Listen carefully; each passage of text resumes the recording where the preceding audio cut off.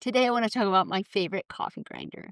So, I love the perfect cup of coffee. And because I love the perfect cup of coffee, I want it to be consistent. I want to be able to make the same cup of coffee every single time. So, I had several other grinders in the past, and they're all by time. So, if you said how many cups or how strong you wanted it, it starts to drop the beans based on a certain amount of time. Well, if the beans got stuck, then it was an inconsistent cup of coffee. And so for me, I want a consistent cup of coffee. I found this grinder. Now, I'll admit it's a little more expensive of a coffee grinder. It's made by OXO, but to me, it's worth it because it's based on weight. It gives me the exact same consistent cup of coffee every single time. Now, here are a few features about it.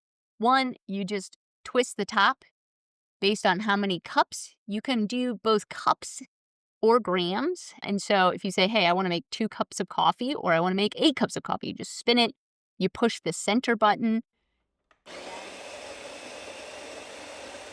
There you go. The other nice part is if the coffee beans get stuck or for some reason they didn't drop down, it will flash red at you. So if you walk away and you come back, it's going to be flashing red at you so you know that it didn't actually get to grind.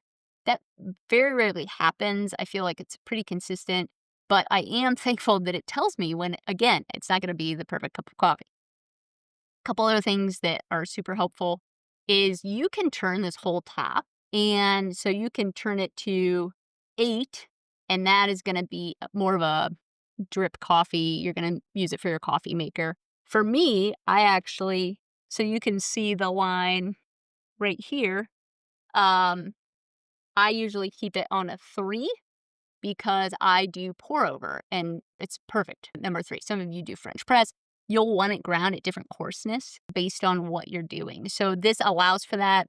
The other feature that I like is you can actually change the setting on how strong it is. So if you have your beans in, you've picked 2 cups, you can actually make it a little bit stronger this way, or you can make it a little weaker this way.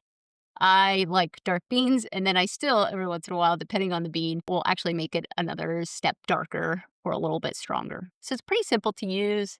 You do fill the hopper here. The other nice part is the hopper comes completely out if you want it to, and then you can also clean it in there. It's pretty easy. You turn the dial to the number of cups or grams that you want. You click the center button. Once it fills, here it is. This has been my favorite grinder that I've found so far. I've bought several for different places and different people. Mine has lasted for a really long time, and so I happen to love this grinder. I love the perfect cup of coffee, so I do have some other videos on the best frother as well as some of my favorite coffee recipes.